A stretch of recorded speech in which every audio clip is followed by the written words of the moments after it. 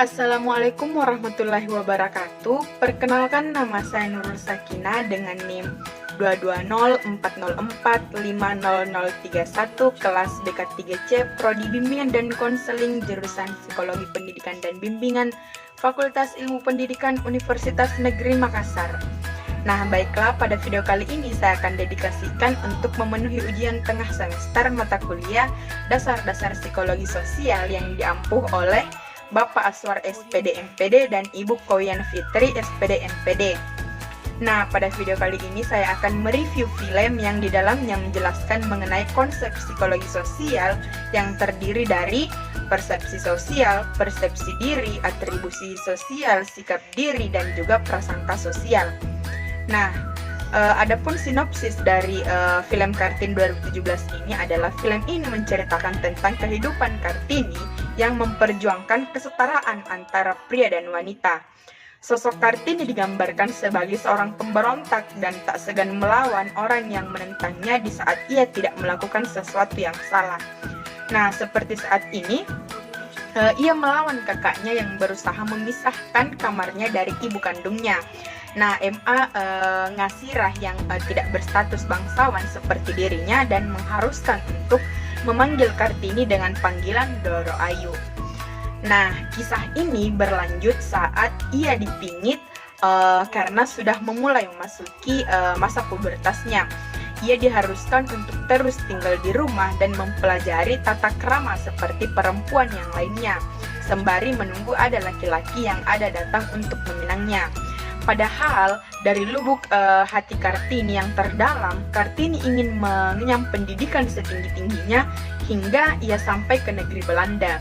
Namun Kartini tidak tahan melakukan semua hal itu. Nah, banyak pikiran yang berkecamuk di kepalanya, seperti kenapa perempuan harus melakukan hal ini? Kenapa perempuan tidak bisa belajar seperti laki-laki? Dan pikiran yang lainnya yang ada di pikiran Kartini. Nah, suatu hari kakak Kartini, Sasko Kartono, memberikan kunci lemarinya yang berisi buku-buku sebelum ia pergi ke Belanda.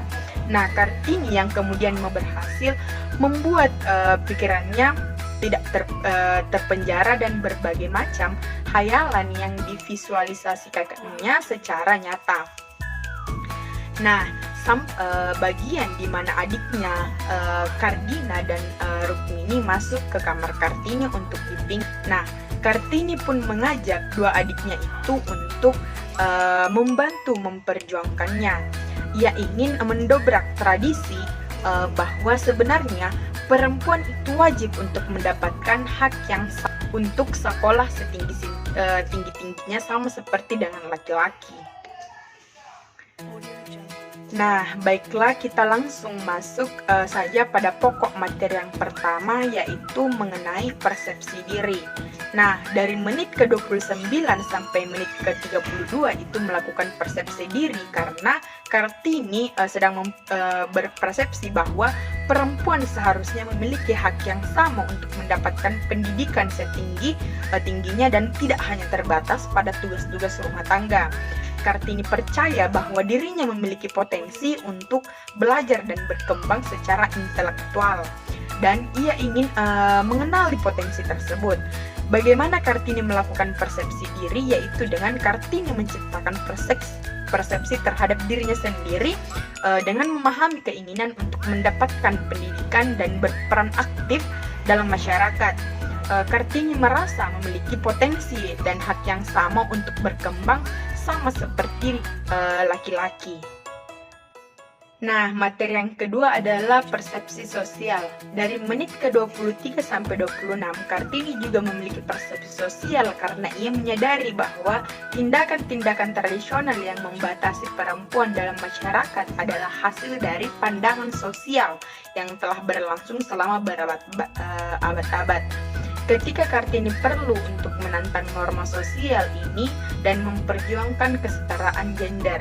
Alasan Kartini ini melakukan persepsi sosial karena Kartini membaca buku-buku yang memberikannya wawasan tentang perjuangan perempuan di seluruh dunia dan memahami bahwa perempuan di tempat lain memiliki hak yang lebih besar. Nah, hal ini mempengaruhi persepsi sosialnya dan juga memotivasi perjuangannya. Nah, yang ketiga yaitu mengenai atribusi sosial.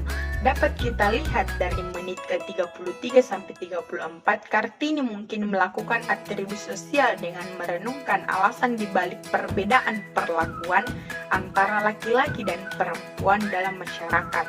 Kartini mungkin berusaha untuk memahami bahwa mengapa perempuan sering diberi peran domestik sementara laki-laki lebih mendapatkan kesempatan untuk mendapatkan pendidikan dan berkarir.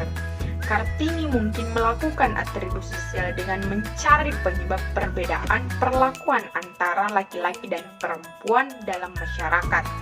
Nah, Kartini mencoba untuk memahami akar penyebab ketidaksetaraan gender dan merenungkan alasan dibaliknya.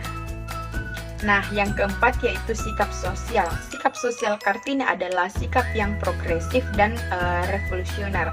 Dari menit 15 sampai dengan menit ke-19 itu melakukan sikap sosial karena dalam film Kartini tersebut, saudara Kartini memberikan sebuah buku-buku yang dapat mendorong Kartini untuk belajar menciptakan perubahan sosial. Setelah diberikan buku tersebut, Kartini mulai termotivasi. Ia tidak menerima suatu pro yang membatasi perempuan dan ia memiliki tekad kuat untuk memperjuangkan hak-hak perempuan untuk pendidikan dan kebebasan.